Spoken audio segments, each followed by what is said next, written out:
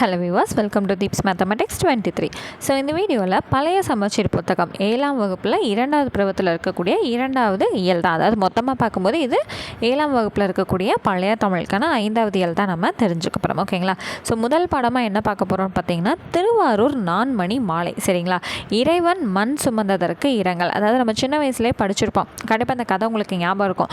So ஒரு பாட்டிக்காக என்ன பண்ணியிருக்காரு அப்படின்னா, இறைவன் மண் சுமந்து அரசர்கிட்ட இருந்து அடி வாங்கினாரு அப்படிங்கிற விஷயத்த நம்ம ஒரு பாடலில் நம்ம ஆசிரியர்கள் எல்லாமே நமக்கு சொல்லியிருப்பாங்க இல்லைங்களா? ஸோ அதே எக்ஸாக்ட் பாடம் தான் இதுவுமே நம்ம படிக்க போகிறோம். ஸோ அப்போ நமக்கு இந்த கதை மட்டும் தான் இப்போ நம்ம ஞாபகம் இருக்குமே தவிர அது எந்த நூலில் இருந்துச்சு, அந்த பாடின புலவர் யாருங்கிற விஷயங்கள்லாம் நமக்கு கண்டிப்பாக மறந்துருக்கும் இல்லைங்களா? ஸோ அதை எல்லாத்தையுமே இந்த இடத்துல ரீகலெக்ட் பண்ணி ஞாபகம் வச்சுக்கலாம். ஸோ அந்த பாடலை பாடினவர் யாருன்னு பார்த்தீங்கன்னா குமரகுருபரர். சரிங்களா? அந்த பாடலோட பொருள் பார்த்துட்டு அதுக்கப்புறம் டீட்டெயில்ஸ் பார்க்கலாமா?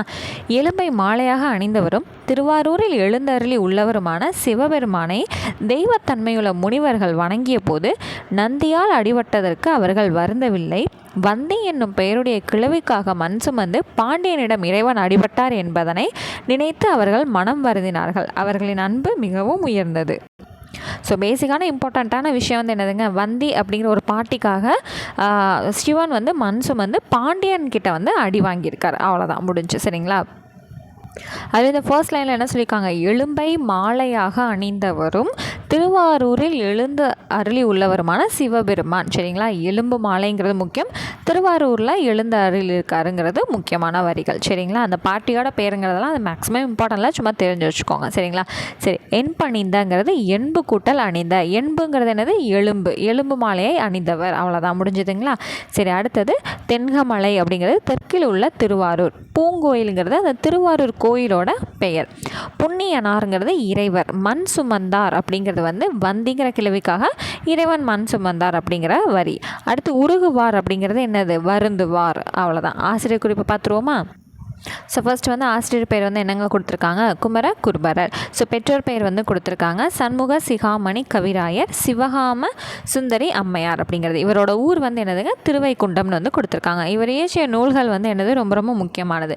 நீதிநெறி விளக்கம், முத்துக்குமார சுவாமி பிள்ளை தமிழ், கந்தர் கலிவெண்பா, மீனாட்சி அம்மை பிள்ளை தமிழ், மதுரை கலம்பகம். இதுக்கு ஆல்ரெடி நான் ஷார்ட்கட் மாதிரி வச்சு உங்களுக்கு சொல்லி கொடுத்துருக்கேன் இல்லைங்களா? ஆல்ரெடி புது சமச்சீரிலே படித்தனால நல்லாவே உங்களுக்கு இது தெரிஞ்சிருக்கும். ஸோ அடுத்து பார்த்திங்கன்னா இந்த திருவாரூர் நான்மணி மாலையை எப்படி பிரிக்கலாம் அப்படிங்கிற விஷயத்த கொடுத்துருக்காங்க. ஸோ திருவாரூர் கூட்டல் 4 கூட்டல் மணிமாலை அப்படின்னு இதை பிரிக்கலாம் அப்படின்னு சொல்லியிருக்காங்க. திருவாரூரில் எழுந்தி அருளியுள்ள தியாகராசர் மீது பாடப்பெற்ற நான்மணி மாலை. ஸோ அந்த கடவுள் பேர் என்னென்னு கொடுத்துருக்காங்க, தியாகராசர் அப்படிங்கிறது கொடுத்துருக்காங்க. அவ்வளோதான். ஸோ அடுத்து பார்த்திங்கன்னா இந்த நான்மணி மாலை அப்படிங்கிறது எந்த வகை சிற்றிலக்கியத்தில் ஒன்றுனா 96 வகை சிற்றிலக்கியத்தில் ஒன்று அப்படின்னு சொல்லியிருக்காங்க. ஸோ இதில் நம்ம பார்த்தோம் எப்படி பிரிக்கலான்னு பார்த்தோம். திருவாரூர் கூட்டல் 4 கூட்டல் மணிமாலைன்னு பார்த்தோமா? அந்த 4 அப்படிங்கிறது என்னென்னு தெரிஞ்சுக்கணும் இல்லைங்களா? ஸோ முத்து, பவளம், மரகதம், மாணிக்கம். ஸோ இதை இந்த ஆர்டர் வைஸ் தான் நீங்கள் கண்டிப்பாக தெரிஞ்சு வச்சுக்கணும். இதை மாற்றிலாம் ஷஃபிள் பண்ணி படிக்கக்கூடாது. சரிங்களா? முத்து, பவளம், மரகதம், மாணிக்கம். ஸோ இது இந்த ஆர்டரில் தான் நீங்கள் என்ன பண்ணணும், படித்து வச்சுக்கணும். சரிங்க. இதில் மொத்தம் 40 செய்யுள்கள் இருக்குது அப்படிங்கிறத நமக்கு தெரியப்படுத்தியிருக்காங்க. ஸோ அடுத்து 1 மார்க் பார்த்துருவோமா? ஸோ என்பணிந்த தென்கமலை இவ்வடியில் தென்கமலைங்கிறது எதங்க பொருள் தருது, என்னன்னு சொல்லுது அப்படின்னா தெற்கில் உள்ள திருவாரூர்னு சொல்லுது. குமரகுருபரர் பிறந்த ஊர் எது, திருவைகுண்டம். அடுத்தது நான்மணி மாலை என்பது என்னதுங்க, 96 வகை சிற்றிலக்கியத்தில் ஒன்று. அடுத்து மண் சுமந்தார் என குறிப்பிடப்படுபவர் யாருங்க, இறைவன் சிவபெருமான். அவ்வளோதாங்க. ஸோ இந்த பாடம் கம்ப்ளீட் ஆயிடுச்சு. அடுத்தது பார்த்திங்க அப்படின்னா ஒரு செய்யுள் பகுதி கொடுத்துருக்காங்க, மெய்ப்பொருள் கல்வி அப்படின்னு கொடுத்துருக்காங்களா? ஸோ இதை எழுதினவர் யாருன்னு பார்த்தீங்கன்னா வாணிதாசன். ஸோ இங்கே பாருங்களேன், இதில் மெமரி போயம்னு கொடுத்துருக்குது. இந்த கடைசி பேராகிராஃப் தான் நமக்கு கொடுத்துருக்காங்க. ஓகேங்களா? கற்பிப்போர் கண் கொடுப்போரே அந்த கணக்காயர் உரையினில் இரு செவி சேரே, நற்பெயர் எடுத்திட வேண்டும், நாளும் நன்றாக படித்து நீ முன்னேற வேண்டும். ஸோ இதை பாடினவர் யார், வாணிதாசன். சரிங்களா? ஸோ பேசிக்காக என்ன சொல்கிறாங்க அப்படின்னா கல்வியை கற்றுக்கிட்டு வாழ்க்கையில் முன்னேறணுங்கிற விஷயத்த சொல்லியிருக்காங்க. அடுத்தது பதுமை அப்படிங்கிறதோட பொருள் உருவம், மெய்ப்பொருள் நிலையான பொருள். கணக்காயருங்கிறது யாருங்க, ஆசிரியர். சரிங்களா? சரி, அடுத்தது வாணிதாசன் பற்றின விஷயங்கள் பார்த்துருவோமா? ஸோ இவரோட இயற்பெயர் என்னதுங்க, எத்திராசலு என்ற அரங்கசாமி. ஸோ இது ஆல்ரெடி புது புக்லேயும் நம்ம படிச்சிருக்கோம். இவரோட பேர் வாணிதாசன். இப்போ அழைக்கக்கூடிய பேர் வாணிதாசன், இயற்பெயர் இது. ஓகேங்களா? இவர் புதுவை அடுத்து வில்லியனூருங்கிற ஊரில் பிறந்தவர். புது சமச்சீரில் நம்ம புதுவைங்கிறது மட்டும் தான் தெரிஞ்சுக்கிட்டோம். சொல்லிட்டோம் இல்லைங்களா. சரி, இவரோட பெற்றோர் வந்து யார்? திருக்காமு துளசி அம்மாள். சரி, இவரோட சிறப்பு பெயர்கள் என்னென்ன? கவிஞரேறு, பாவலர்மணி, அடுத்து தமிழகத்தின் வேர்ட்ஸ் வேர்த் அப்படின்னு வந்து புகழப்படுறாரு. சரிங்களா. அடுத்தது இவருக்கு என்னென்ன மொழிகள் தெரியும்? ஸோ அது வந்து நம்ம புது புக்கில் படிச்சிருக்கோம். இங்கே என்ன சொல்லியிருக்காங்கன்னா, உருசியம், ஆங்கிலம் ஆகிய மொழிகளில் இவரோட பாடல்கள் வந்து மொழிபெயர்க்கப்பட்டிருக்கு அப்படிங்கிறத சொல்லியிருக்காங்க. அடுத்து இவரோட காலம் வந்து கொடுத்துருக்காங்க இல்லைங்களா. ஸோ இவரோட காலம் வந்து என்னது? 22/7/1915 முதல் 7/8/1974 வரை. சரிங்க. இப்போது இங்கே மெய்ப்பொருள் கல்வி அப்படிங்கிற பாடப்பகுதி இருக்குது இல்லைங்களா, அது இவரோட படைப்பில் எந்த நூலில் வந்து இடம்பெற்றிருக்கு அப்படிங்கிறத நமக்கு கொடுத்துருக்காங்க.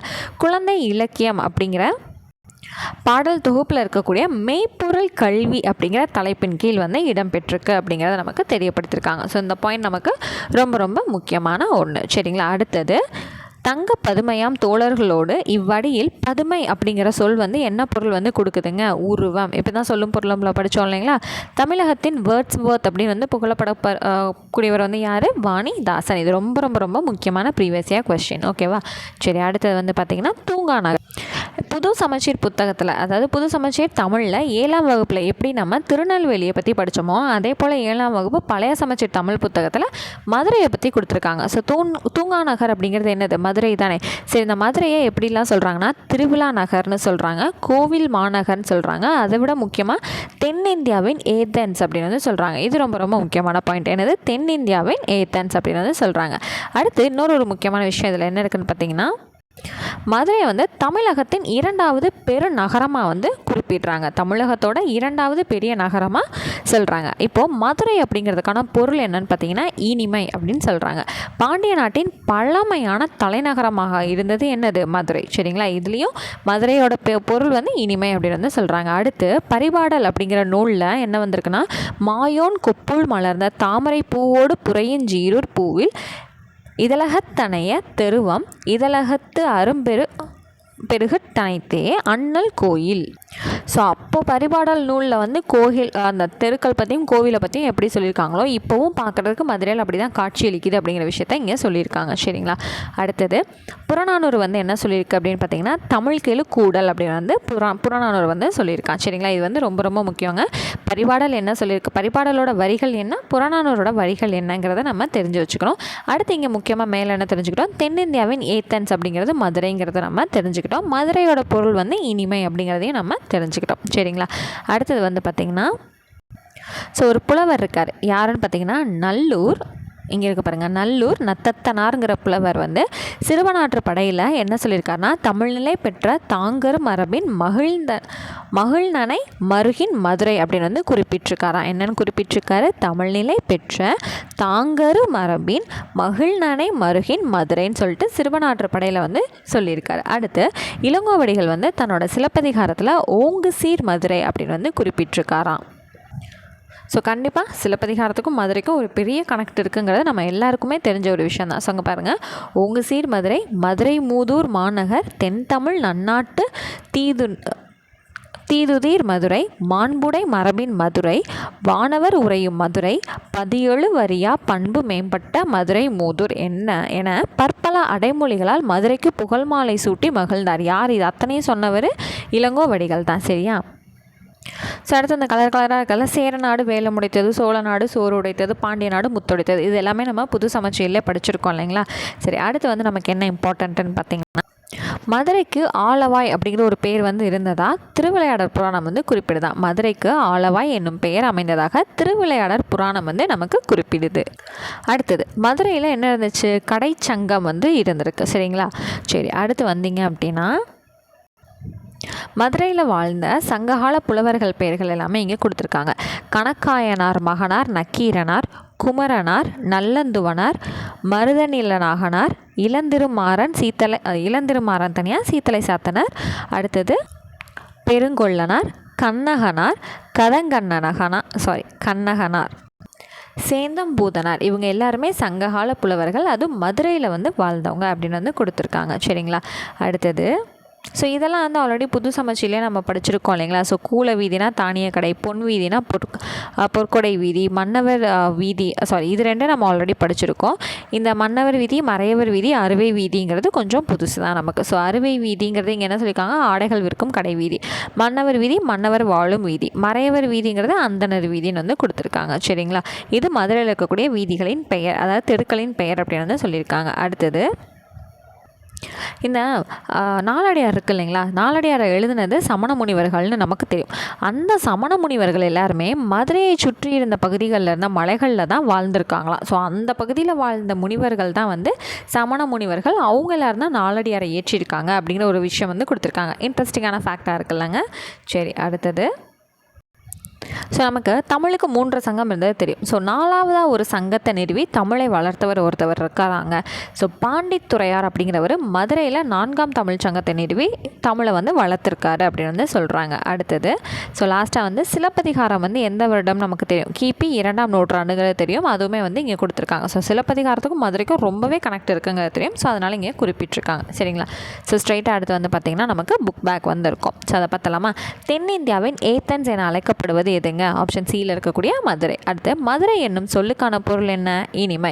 அடுத்து பாண்டிய நாடு எதற்கு பெயர் பெற்றது, முத்துடைத்த நாடுன்றது உள்ள படித்தோமா. சரி, அப்போ அடுத்தது மீனாட்சி அம்மை பிள்ளை தமிழை இயற்றியவர் யாருங்க, குமர குருபரர். அடுத்து 4ஆம் தமிழ் சங்கத்தை தோற்றுவித்தவர் யார், பாண்டித்துறையார். அவ்வளோதான். ஸோ அடுத்து வந்தோம் அப்படின்னா ஒரு துணைப்பாடம் வந்து இருக்கும், அறிவு நுட்பங்கிறது. உங்களுக்கு ஃப்ரீ டைம் இருந்துச்சு அப்படின்னா நீங்கள் ஜஸ்ட் வந்து ரீட் அவுட் பண்ணி பார்த்துக்கலாம். ஓகேங்களா. ஸோ இதில் நமக்கு என்ன தேவை, அந்த நூலாசிரியர் மட்டும் நமக்கு தேவை. ஸோ என்னது, இந்த கதை வந்து கிராமிய கதைகள்ங்கிறது ஓவியர் ராம்கி அப்படிங்கிறவரோட. சரிங்களா. அடுத்து வந்து பார்த்திங்கன்னா நமக்கு ரொம்பவே நல்லா தெரிஞ்ச இலக்கண பகுதி, அறுவகை பெயர் சொற்கள். சரிங்களா. பெயர் சொல் வந்து எத்தனை வகைப்படும், 6 வகைப்படும். ஸோ அதை பற்றி தான் உள்ளே வந்து கொடுத்துருக்காங்க. ஸோ பழைய சமச்சீர் பொறுத்தளவில் இலக்கண பகுதிகள் வந்து ரொம்பவே ஈஸியாக இருக்குது இல்லைங்களா. ஸோ 1 மினிட் இங்கே இருக்குது பாருங்கள், அறுவகை பெயர் சொற்கள். அப்போ பெயர் சொல்ல எத்தனை வகைன்னு அர்த்தம், 6 வகை. ஸோ பொருட்பெயர், இடப்பெயர், காலப்பெயர், சினைப்பெயர், குணப்பெயர், தொழிற்பெயர். இதை நான் இங்கேருந்தே உங்களுக்கு எக்ஸ்பிளைன் பண்ணிடுறேன். ஸோ பொருட்பெயர்னா என்னதுங்க, ஒரு பொருளை குறித்து வரக்கூடியது பொருட்பெயர். இடப்பெயர்னா ஒரு பிளேஸை குறிக்கிறது இடப்பெயர். காலப்பெயர்னா ஒரு டைமை குறிக்கக்கூடியது காலப்பெயர். சினைப்பெயர்னா ஏதோ ஒரு உறுப்பு குறிக்கக்கூடியது சினைப்பெயர். குணப்பெயர் அப்படின்னா என்னங்க, அந்த பண்பு பெயரும் குணப்பெயரும் ஒன்று தான். ஏதோ ஒரு கலரோ இல்லை ஏதோ ஒரு சுவையோ ஏதோ ஒரு வடிவத்தையோ இந்த மாதிரி குறிக்கக்கூடியது என்னதுங்க, குணப்பெயர். அந்த ஒரு பர்டிகுலர் பொருளோட குணம், பண்பு, அதை குறிக்கக்கூடியதான் என்னதுங்க, குணப்பெயர். தொழிற்பெயர்னால் ஏதோ ஒரு வேலையை குறிக்கக்கூடியதான் நமக்கான தொழிற்பெயர். அவ்வளோதான். சரிங்களா. ஸோ இப்போ நான் சொன்னதே தான் என்ன பண்ணியிருப்பாங்க, திரும்ப வந்து கொடுத்துருப்பாங்க. ஓகே. ஸோ இதை தான் ஒரு இடத்தை குறிப்பது இடப்பெயர், காலத்தை குறிக்கும் பெயர்கள் காலப்பெயர்கள். அடுத்து முழுமையான ஒன்றின் பகுதிகளை குறிக்கும் பெயர்கள் சினை பெயர்கள், அதாவது ஏதோ ஒரு உறுப்பை வந்து குறிக்கணும். அவ்வளோதான். அடுத்து வந்து பார்த்திங்கன்னா என்னது, பண்பு பெயருங்கிறது என்னென்ன, அந்த நான் சொன்னேன் இல்லைங்களா, என்ன சொன்னேன், நிறம், சுவை, அளவு, வடிவம். அவ்வளோதான். ஸோ இதெல்லாம் தான் என்னது, குணப்பெயர்கள் அல்லது பண்பு பெயர்கள். அவ்வளோதான். தொழில்ங்கிறது ஏதோ ஒரு தொழிலை வந்து குறிக்கக்கூடியது தான். அவ்வளோதான். ஓகேங்களா. ஸோ இது வந்து நமக்கு ஆல்ரெடி காலங்காலமாக நம்ம படிச்சுட்ருக்க தான். புது சமச்சீர்லையுமே 2-3 இடத்துல நம்ம படிச்சிட்டோம் இல்லையா. ஸோ அதனால் பெருசாக கன்ஃபியூஷன்லாம் உங்களுக்கு இருக்கிறதுக்கு சான்ஸ் இல்லை. சரி, இப்போ மதுரை அப்படிங்கிறது என்னதுங்க, ஒரு இடத்தை குறிக்குது, அதனால் இடப்பெயர். பூங்கொடி பூ பறிக்கிறாள், இத்தொடரில் உள்ள பூ அப்படிங்கிறது என்னதுங்க, ஒரு செடியில் இருக்கக்கூடிய ஒரு பகுதி உறுப்பு. அப்போ அது என்னது, சினை பெயர்.